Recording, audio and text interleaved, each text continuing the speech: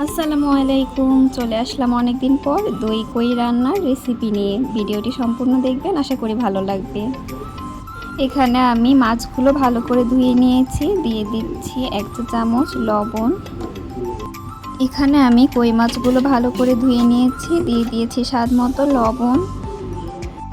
আধা চা চামচ করে হলুদের গুঁড়া ও মরিচের গুঁড়ো দিয়ে দিয়ে দিচ্ছি আধা চা চামচ আদা রসুন বাটা ও 1 টুকরো লেবুর রস।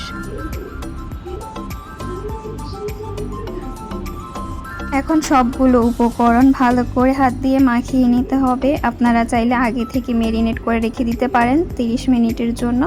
আমার হাতে সময় নেই, তাই আমি ম্যারিনেট করে রাখিনি, এখনই ভেজে নিব। এখন একটি ফ্রাই প্যানে অল্প পরিমাণ তেল দিয়ে গরম করে নিব এবং এক এক করে মাছগুলো দিয়ে ভালো করে উল্টে পাল্টে ভেজে নিব।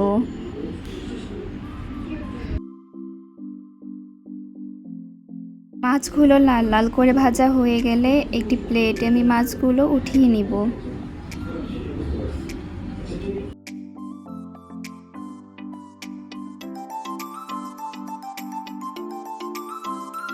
এখন এই মাছ ভাজা তেলের মধ্যে দিয়ে দিব 1 কাপ পরিমাণ পেঁয়াজ বাটা, দিয়ে দিচ্ছি 1 চা চামচ আদা রসুন বাটা,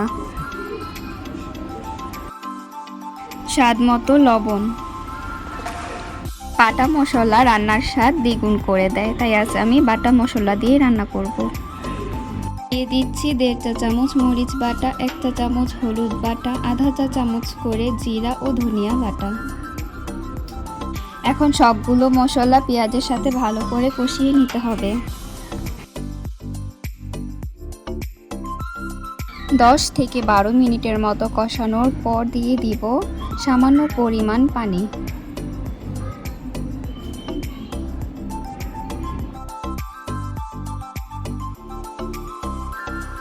এই পর্যায়ে দিয়ে দিতে হবে 4 থেকে 5 চা চামচ পরিমাণ টক দই। কই মাছ তো অনেকভাবেই রান্না করে খেয়েছেন, কখনো কি এভাবে টক দই দিয়ে রান্না করে খেয়েছেন? না খেয়ে থাকলে একবার ট্রাই করে দেখবেন, অবশ্যই ভালো লাগবে।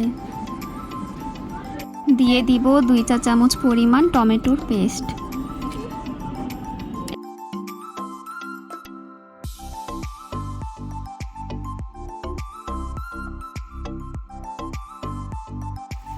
এখানে আমি একটা টমেটো চাক করেও কেটে দিয়েছি দেখার সৌন্দর্যের জন্য।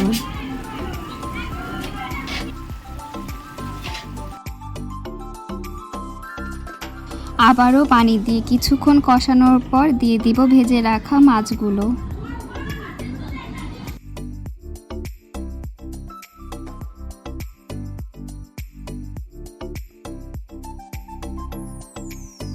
এখন ঢাকনা দিয়ে ঢেকে দিয়ে 10 মিনিট অপেক্ষা করব। দিয়ে দিচ্ছি 4-5টা কাঁচামরিচ ও ধনিয়া পাতা কুচি। আমার এই দই কই রান্নার রেসিপিটি আপনাদের কাছে কেমন লেগেছে কমেন্ট করে জানাবেন। আল্লাহ হাফিজ।